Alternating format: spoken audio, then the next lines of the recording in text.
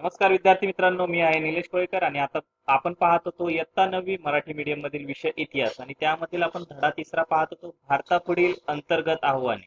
तर पहिल्या दोन भागांमध्ये आपण भारतापुढील जे अंतर्गत आव्हाने आहेत त्यामधील पंजाबमधील असंतोष आणि ईशान्य भारतातील जे अंतर्गत समस्या आहेत त्या समस्यांचा आपण अभ्यास केला. तर आता आपण भाग तिसरा मध्ये नक्षलवाद, प्रदेशवाद आणि जमातवाद या समस्यांचा आपण आता अभ्यास करणार आहोत. तर पाहूया आपण आता. तर नक्षलवाद पासून आपण सुरुवात करूया. तर नक्षलवाद नेमका काय आहे? तर पश्चिम बंगालमध्ये दार्जिलिंग जिल्ह्यामध्ये एक नक्षलबारी हे नाव आहे. या जिल्ह्यामध्ये या गावामध्ये या चळवळीची सुरुवात झाली, त्यामुळे या चळवळीला नक्षलवादी चळवळ असे म्हणतात. ठीक आहे मित्रांनो, तर ही चळवळ सुरू कशी झाली? तर या चळवळीमध्ये काही जमीनदारांनी एका लहान मुलाला मारहाण केली. जो शेतकरी होता त्या मुलाला, अल्पभूधारक शेतकऱ्याला मारहाण केली. त्यामुळे या अल्पभूधारक शेतकरी व शेतमजुरांना संघटित करून जे तेथील 1967 मध्ये जे नेते होते, चारू मुजुमदार, सन्याल आणि संथाल, या तिघांनी मिळून येथे नक्षलवादी या गावामध्ये ही चळवळ सुरू केली. तर यामध्ये काय केलं की या शेतकऱ्यांनी शेत जमिनीच्या भोवती लाल झेंडे राहून त्या जमीनदाराच्या जमिनीचा ताबा घेतला आणि त्याला मुक्त प्रदेश म्हणून घोषित केले आणि त्या जमीनदाराला तेथून हाकलून लावण्यात आले. आणि या उठावापासूनच पुढे नक्षलवादी चळवळीचा जन्म झाला. तर पुढे हा नक्षलवाद जो आहे प्रथम पश्चिम बंगालमध्ये सुरुवात झाला, पण नंतर या चळवळी पुढे तेलंगणा, जे जे की आजचं तेलंगणा आहे, पूर्वी आंध्र प्रदेश या राज्यामध्ये होतं. ते आंध्र प्रदेश राज्य, छत्तीसगड, ओडिसा, महाराष्ट्र या सर्व राज्यांमध्ये या चळवळीचा प्रसार झाला. तर हा प्रसार होण्यामागे नेमकं कारण काय आहे? तर या शेतकऱ्यांनी जे जमीनदार होते त्यांच्या आर्थिक शोषणाविरुद्ध आवाज उठवण्यास सुरुवात केली. तर त्या आवाज उठवण्यामध्ये त्यांनी काय काय केलं की ते सर्वजण आपल्या कृषी समत्या स्थापन करू लागले. मोठ्या जमीनदाराच्या जमिनी हिसकावून त्यांचे लहान लहान शेतकऱ्यांमध्ये, कुळांमध्ये त्यांचे वाटप करू लागले. त्या जमिनींचे योग्य प्रकारे वाटप करून अल्पभूधारक शेतकऱ्यांना किंवा ज्या शेतकऱ्यांना जमीन नाही त्यामुळे त्यांना याचा फायदा होऊ लागला. ही या चळवळीची सुरुवातीची उद्दिष्ट होते. सुरुवातीची उद्दिष्ट काय होती की जे लहान अल्पभूधारक शेतकरी आहेत त्यांना त्यांच्यासाठी जमिनी हिसकावून घ्यायच्या आणि तेथे समानता प्रस्थापित करण्यास मदत करायची. पण पुढे पुढे ही चळवळ आपल्या उद्दिष्टांपासून भरकटू लागली. तर पुढे या चळवळीमध्ये काय झालं की शासनाचे कोणतेही उपक्रम, कल्याणकारी योजना ह्या जनतेपर्यंत पोहोचू न देणे यासाठी या नक्षलवादी चळवळी होत्या. त्यांनी दहशतवादाचा आश्रय घेतला. तर या लोकांनी काय केलं की लोकशाही व्यवस्था जी आहे तिला अमान्य करून आपली समांतर व्यवस्था स्थापन करण्याचा प्रयत्न करू लागले. की त्या भागामध्ये त्यांनी कायदा हातात घेऊन सरकारच्या कोणत्याही योजना जनतेपर्यंत पोहोचू दिल्या नाहीत. त्यामुळे त्या भागातील लोकांचाही विकास तेथील खुंटू लागला आणि त्या लोकांना ते अशी जाणीव करून द्यावं लागले की सरकार तुमच्यासाठी काहीच करत नाही आणि काहीच करत नाही आहे आणि त्यामुळे तुम्ही नक्षलवादी चळवळीत सामील हो. तर असा या चळवळींचा उद्देश नंतर बदलत गेला. त्यानंतर या नक्षलवादी लोकांनी सशस्त्र आंदोलन चालू केले आणि या सशस्त्र आंदोलनामुळे भारत सरकारला यांच्या विरोधात कठोर पावले उचलावी लागली. या नक्षलवादी ज्या भागामध्ये आहे ह्या एरियामध्ये सतत काहीतरी घडामोडी घडत राहतात. त्यामुळे आपले भारताचे जवानही मारले जातात, पोलीस मारले जातात, शासनाचे अधिकारी मारले जातात आणि तेथील जी आदिवासी जनता आहे, ही जी चळवळ आहे मुख्यतः आदिवासी भागांमध्ये आहे. आणि या चळवळीचं जे मुख्य केंद्र आहे ते मध्य भारतामधील जे जंगलवाले जे भाग आहे, जंगलवाला इलाका जो आहे त्या इलाक्यामध्ये ही नक्षलवादी चळवळीचे केंद्र आहे. आणि हा जो भाग आहे हा खनिज खनिजांनी समृद्ध असा भाग आहे. त्यामुळे या भागामध्ये खूप काही खनिज संपत्ती असूनही नक्षलवादी चळवळीमुळे या भागाचे खूप मोठे नुकसान होत आहे. या भागाचा विकास होत नाही आहे. ठीक आहे. तर पुढे या चळवळीचा कुठे कुठे विकास झाला? तर आंध्र प्रदेशामध्ये पूर्व गोदावरी, विशाखापट्टणमचा काही भाग, तेलंगणामधील करीमनगर, आदिलाबाद, छत्तीसगडमधील बस्तर, राजनांदगाव, सुकमा, महाराष्ट्रामध्ये गडचिरोली, भंडारा, चंद्रपूर, मध्य प्रदेशामध्ये बालाघाट, मंडला, ओडिसा, कोरापूट येथे पसरली. आणि पुढे या नक्षलवाद्यांनी त्यांची सशस्त्र अशी आर्मी उभारली, जिचं नाव होते पीपल्स लिबरेशन गोरिला आर्मी. या संघटनेची त्यांनी स्थापना केली आणि हा संघर्ष जो आहे, हा संघर्ष अजूनही चालू आहे. तर या नक्षलवादी चळवळीची सुरुवात 1967 झाली होती, 67 मध्ये झाली होती. 3 टप्प्यामध्ये आपण विभागणी करता येईल. 1967 ते 72, की ज्यामध्ये चारू मुजुमदार हे त्यांचे नेते होते, आणि 1972 नंतर त्यांचा मृत्यू झाला, त्यांचे निधन झाल्यानंतर ही नक्षलवादी चळवळीला कोणीही नेता उरला नाही, त्यामुळे ही चळवळ भरकटली. त्यानंतर पुन्हा 1980 साली ह्या चळवळीने पुन्हा सर्व जे कम्युनिस्ट लोक होते ते एकत्र येऊन 1980 ते 2004 पर्यंत या कम्युनिस्ट जे माओइस्ट आणि लेनिनिस्ट यांची जी आयडिओलॉजी फॉलो करत होते, त्यांनी आपला एकत्रीकरण घडवून आणले. आणि 2004 नंतर ही चळवळ खूपच हिंसक बनली. आणि त्यानंतर 2007 मध्ये 6 मध्येच आपले जे भारताचे पंतप्रधान होते मनमोहन सिंग यांनी नक्षलवाद या चळवळीला भारताच्या अंतर्गत सुरक्षेपुढील सर्वात मोठे आव्हान असे म्हटले होते. त्यानंतर 2009 साली इंटिग्रेटेड ऍक्शन प्लॅन तयार केला गेला आणि सर्व देशातील जी राज्य आहेत, जेथे जी राज्य नक्षलवादाने प्रभावित आहेत, त्या राज्यांनी एकत्र येऊन आणि त्यांच्या एकत्रीकरणाने, त्यांच्यात एकत्रित येण्याने आणि भारत सरकार यांच्या एकत्रीकरणाने ते इंटिग्रेटेड ऍक्शन प्लॅन बनवला गेला आणि नक्षलवाद चळवळीवर मात करण्यासाठी या प्लॅनची खूपच मदत झाली. पण तरीही अजून नक्षलवाद हा आपल्या देशामध्ये आहेच. ठीक आहे. तर पुढील जो भारतापुढील अंतर्गत समस्या आहे ती आहे जमातवाद. जमातवाद म्हणजे काय? तर एखाद्या आपल्या धर्माबद्दल अति अभिमान बाळगणे किंवा संकुचित धार्मिक अभिमानातून जमातवाद हा निर्माण होतो.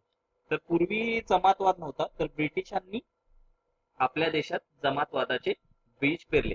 ब्रिटिशांनी काय केले की आपल्या देशामध्ये हिंदू आणि मुस्लिम, शीख यांची विभागणी केली, त्यांना मतदानाचे अधिकार दिले. त्यांचे जे ईस्ट इंडिया कंपनीचे जे ऍक्ट होते ते, किंवा ब्रिटिशांचे जे पार्लमेंट ऍक्ट येत होते भारताबद्दल, त्या ऍक्ट मधून त्यांनी भारतातील लोकांचे वेगवेगळ्या कम्युनिटीज मध्ये, त्यांना आपण वेगवेगळ्या कम्युनिटीजचे आहोत याची जाणीव करून दिली आणि त्यांच्यामध्ये त्यांची विभागणी करून दिली.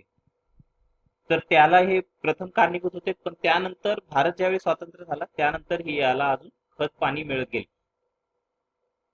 तर एखाद्या समाजामध्ये काय असतं की विविध धर्मांचे लोक एकत्रित राहत असतात, पण काही लोकांना आपल्या धर्माबद्दल एक अति अभिमान असतो.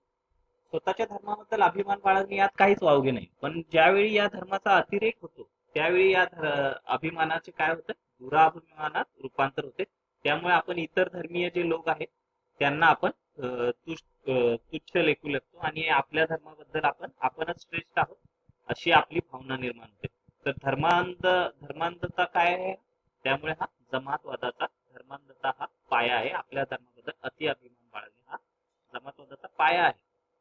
धर्मांधतेमुळे काय होते की आपण व्यापक राष्ट्रीय हिताबद्दल आपण विसर पडतो, की भारत आपला देश आहे आणि आपण त्याच्या विकासासाठी आपण कार्य करायला हवं, या गोष्टीचा आपल्याच विसर पडत जातो आणि आपण आपल्या धर्मासाठीच कार्य करत राहतो. आपल्या देशाच्या उन्नतीसाठी आपण प्रयत्न न करता आपण आपल्या धर्मासाठीच आपण प्रगतीसाठी किंवा आपल्या धर्माचा अति अभिमानामधून आपण वेगळ्याच मार्गास लागतो. तर यामुळे काय होतं की भिन्न धर्मियांमध्ये काय होतं, एकमेकांवरचा विश्वास उडतो, त्यांना एकमेकांबद्दल संशय वाटू लागतो. मग आपण जे इतर धर्मीय आहेत ते आपले देश बांधवच आहेत, पण आपण त्यांना शत्रू लेखू लागतो. एकमेकांच्या सणासुदीमध्ये आपण सामील होत नाही किंवा एकत्र येत नाही त्यांच्यामध्ये. त्यामुळे काय होतं की एकमेकांबद्दल संशय निर्माण होतो, अरे हे आपल्या धर्मामध्ये आपल्या सणामध्ये सामील नाही होत तर आपण कशाला जायचं. त्यामुळे धार्मिक तेढ निर्माण होऊ लागते. त्यामुळे काय होतं की जर जर आपल्या भागात काही वेगळ्या जर आपल्या मागण्या असतील, त्या मागण्या जर आपल्याला मान्य करून घ्यायच्या असतील, तर त्यावेळी अशा वेळी विशिष्ट धर्मातील लोक एकत्र येत नाहीत. त्यामुळे जे मेन प्रश्न आहेत ते बाजूलाच राहतात आणि आपण आपल्या आपल्या धर्माच्याच एका जो पैलू आहे त्याकडेच लक्ष देऊ लागतो.